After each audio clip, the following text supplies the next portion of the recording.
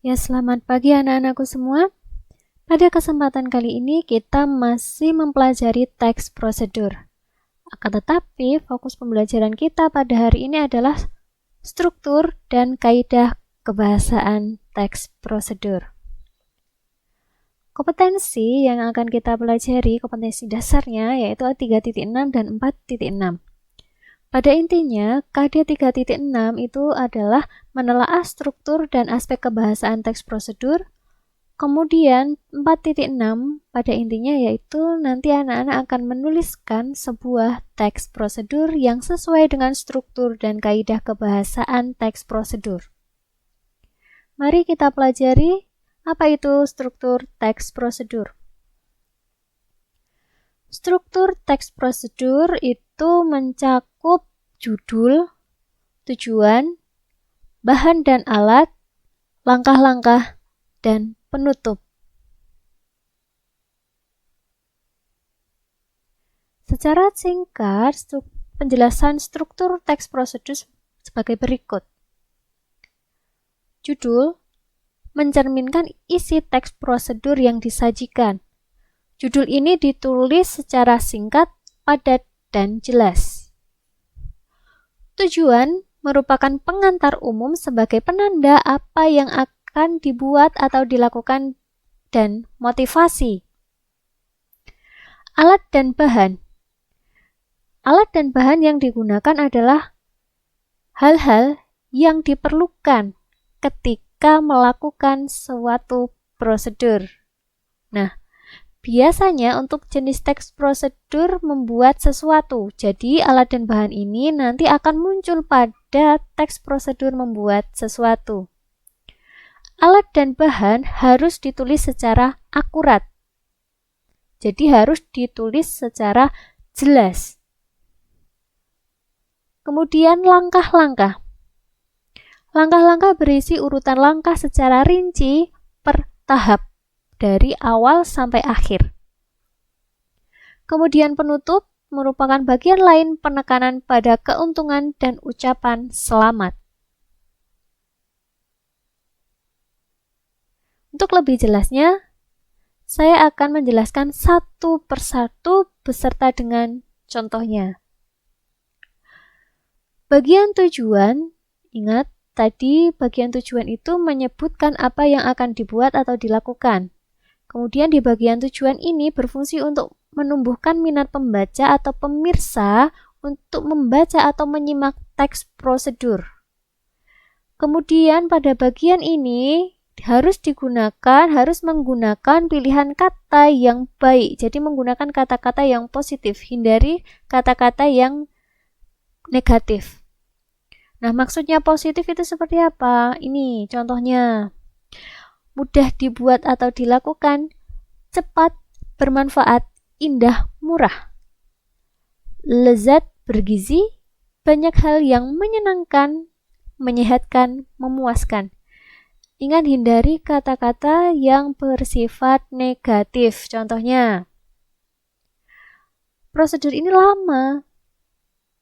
Nah, itu kan negatif. Jadi kalau seumpama pembaca atau pemirsa itu sudah melihat kata lama, mendengar kata lama, nanti motivasi untuk membaca atau menyimaknya menjadi kurang.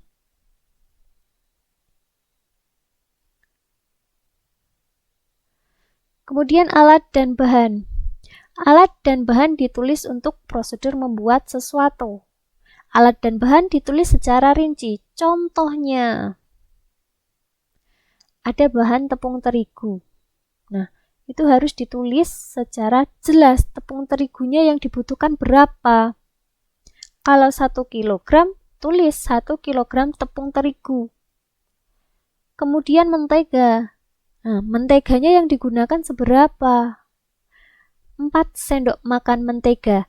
Nah, berarti kan ini jelas ya ukurannya. Tepung terigunya 1 kilogram, kemudian menteganya 4 sendok makan.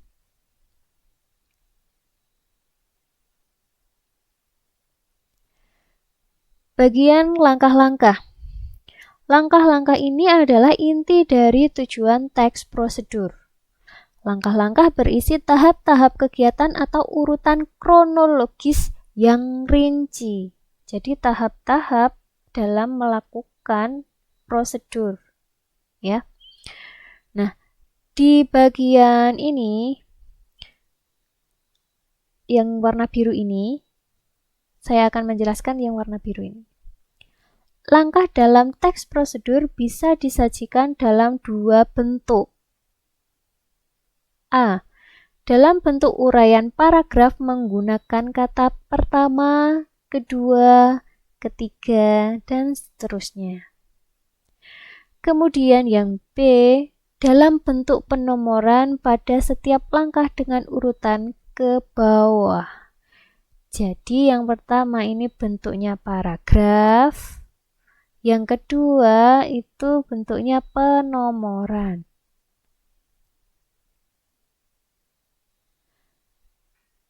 Penggunaan kata penghubung pada bagian langkah.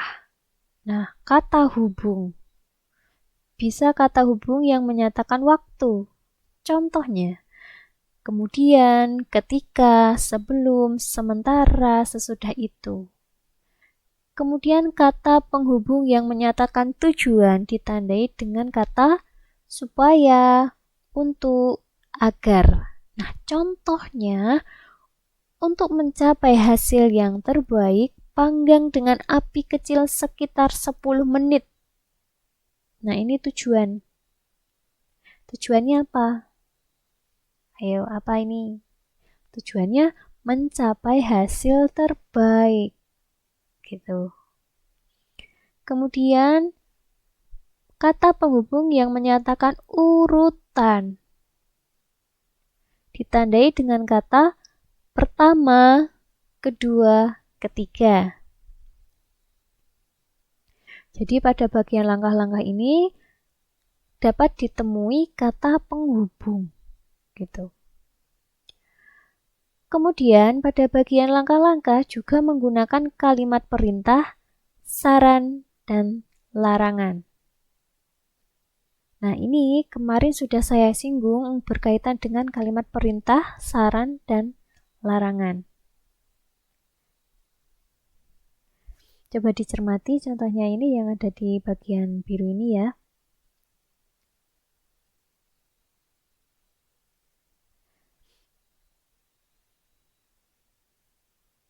Ya, kita lanjutkan. Bagian penutup. Bagian penutup ini merupakan bagian penekanan pada keuntungan dari melaksanakan prosedur dan berisi ucapan selamat. Bagian penutup merujuk kembali ke hal-hal pokok yang disebutkan dalam pendahuluan dan pengulangan kembali dengan kata yang lain, jadi menggunakan sinonim, begitu. Atau ucapan selamat atau memotivasi orang untuk melakukan. Ucapan selamat menikmati keindahan, kenyamanan, kelezatan hasil kegiatan yang dilakukan. Nah, contohnya seperti apa? Contohnya,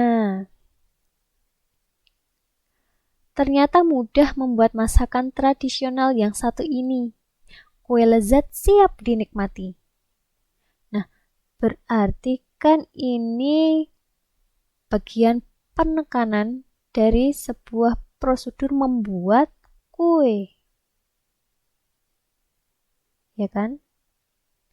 Kemudian yang contoh kedua. Tidak serumit yang kita bayangkan ya. Ternyata mudah bukan menjaga kesehatan sambil bekerja?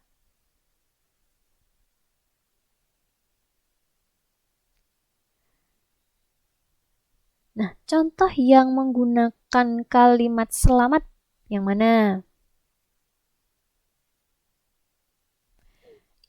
Contoh yang satu ini bisa ditambah dengan kalimat selamat mencoba. Jadi seperti ini. Ternyata mudah membuat masakan tradisional yang satu ini. Kue lezat siap dinikmati. Selamat mencoba. Nah, bagian penutup contohnya seperti itu. Ya, anak-anak, tolong dicermati contoh bagian penutup ini ya.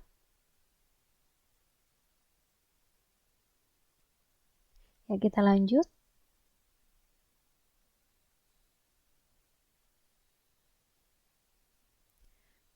Kebahasaan teks prosedur.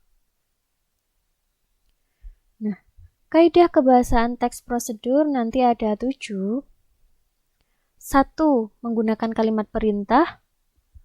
2. Penggunaan bentuk pasif.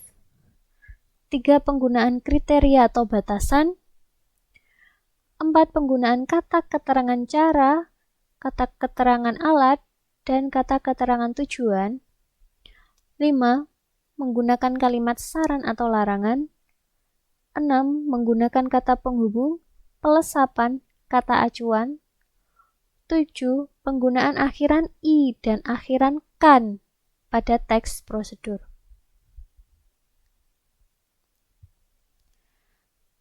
Yang pertama, penggunaan kalimat perintah. Ya, diingat lagi, kalimat perintah itu mengandung makna memerintah atau meminta seseorang melakukan sesuatu sesuai dengan prosedur.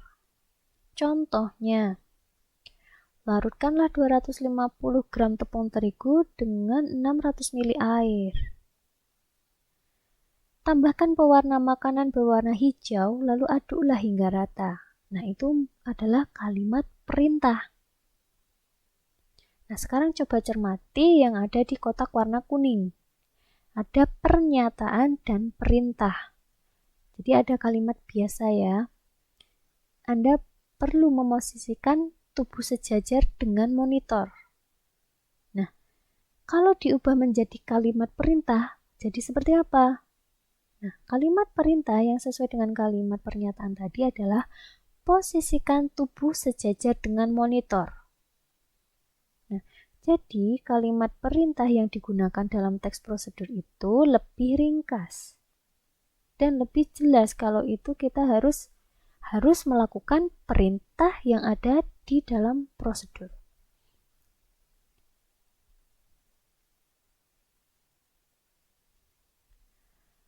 Kemudian penggunaan bentuk pasif. Nah, bentuk pasif ini digunakan untuk proses, ya. Proses dalam melakukan langkah-langkahnya.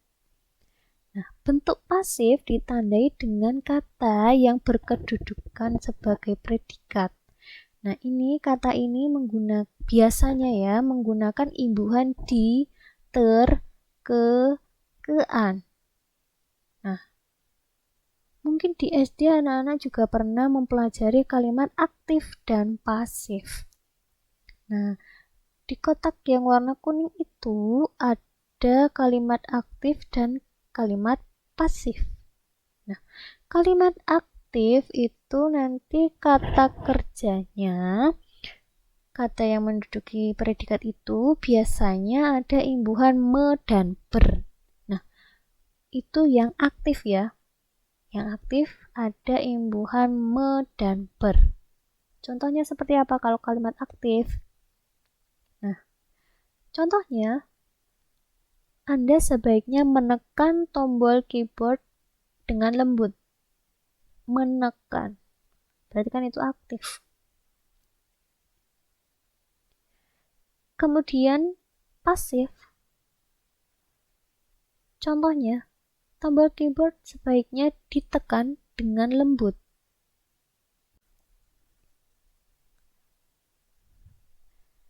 Kemudian nomor 3, penggunaan kriteria batasan. Kita cermati contohnya. Angkat kaki kanan. Nah, kalau kalimat ini belum ada batasan, angkat kaki kanan itu seberapa? Seberapa tingginya? Kan belum jelas, jadi harus jelas. Yang kedua, angkat kaki kanan setinggi lutut. Nah, ini batasannya adalah setinggi lutut, ini cukup jelas. Kemudian, langkahkan kaki kanan 2 kali dan pada hitungan 4 bertepuk tangan. Nah, ini juga ada batasannya. Batasannya bagaimana? Oh, langkahkan 2 kali. Kemudian pada hitungan keempat bertepuk tangan. Berarti ada batasan atau kriteria yang jelas pada prosedur yang ditulis. Jadi nanti pembaca atau pemirsa itu paham dengan perintah yang ada di prosedur. Nomor 4, penggunaan kata keterangan cara, keterangan alat, dan keterangan tujuan pada teks prosedur. Nah, kata keterangan biasa disebut dengan adverbia. Nah, kata keterangan ini merupakan kelas kata yang memberikan keterangan kepada kata lain. Nah, kata lain itu seperti verba. Verba itu kata kerja. Atau adjektiva. Nah, adjektiva ini adalah kata sifat. Adverbia yang banyak digunakan pada teks prosedur adalah keterangan cara, keterangan alat, dan keterangan tujuan. Untuk keterangan cara, ini ya. Keterangan cara ini menambah keterangan cara pada kegiatan atau peristiwa yang terjadi. Ditandai dengan kata, dengan, dan secara. Contohnya, bungkuslah adonan dengan rapat. Bunyikan secara serentak semua gendang. Jadi ada kata kunci untuk keterangan cara. Ya, kata kuncinya adalah dengan, kemudian kata secara. Begitu. Kemudian keterangan tujuan. Mana ini? Keterangan tujuan. Adverbial ini menambahkan informasi tujuan pada kalimat. Ditandai dengan kata untuk, supaya, dan agar. Contoh, malam jangan terlalu panas agar tidak merusak kain. Nah, malam di sini adalah bahan untuk membuat kain batik. Nah, keterangan tujuannya ditandai dengan kata agar. Tujuannya apa? Agar kainnya tidak rusak. Kemudian keterangan alat. Adverbial ini menjelaskan alat yang digunakan pada sebuah kegiatan atau peristiwa. Alat ditandai dengan kata dengan. Diikuti dengan kata alat. Ya, dengan plus alat. Kemudian ditandai dengan kata menggunakan. Ditandai dengan kata dengan menggunakan. Dengan plus alat, kata menggunakan saja, kata dengan menggunakan. Contoh, para penebang kayu itu menebang pohon dengan gergaji mesin. Nah, ini alat. Lukis kain dengan menggunakan canting. Ini alat. Gitu. Kemudian ada keterangan derajat atau kuantitas. Kata ini menambah keterangan kuantitas pada sebuah kalimat yang disertainya. Contoh, setelah dicelup, angkat kain secepatnya. Langkahkan kaki 2 langkah ke kanan dan hitungan keempat tepuk dengan 1 kali. Setidaknya tanaman dipupuk sebulan sekali. Ulangi gerakan selama 3 kali. Kemudian juga menggunakan keterangan syarat. Nah, kata keterangan ini menambahkan keterangan syarat terjadinya suatu peristiwa. Nah, kata keterangan syarat ditandai dengan kata jika. Contohnya, jika gula terlalu banyak akan cepat gosong. Jika malam yang digunakan pada canting terlalu panas akan merusak kain. Kemudian keterangan akibat.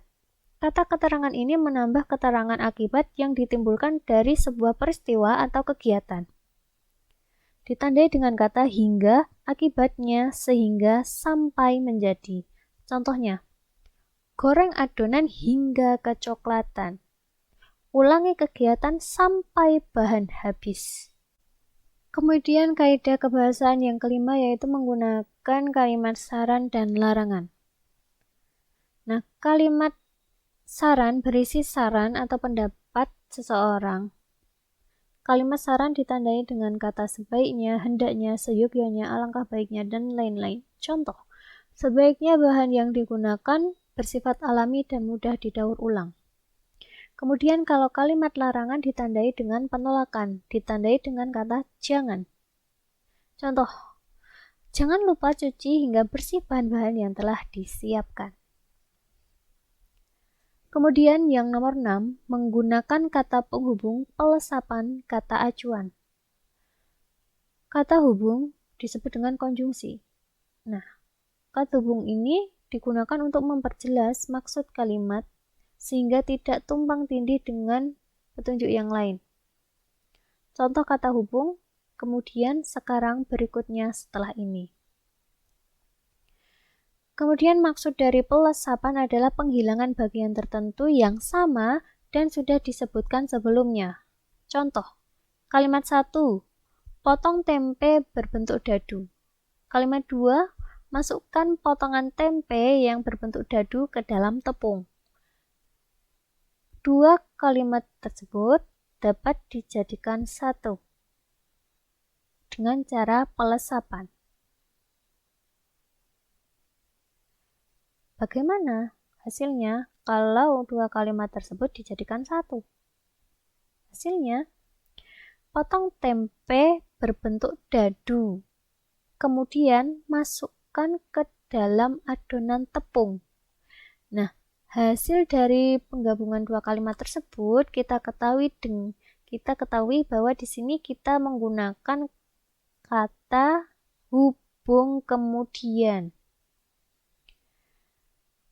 Nah, potongan tempe yang berbentuk dadu pada kalimat 2 ini lesap, hilang. Ya, karena sudah disebut di kalimat pertama. Begitu.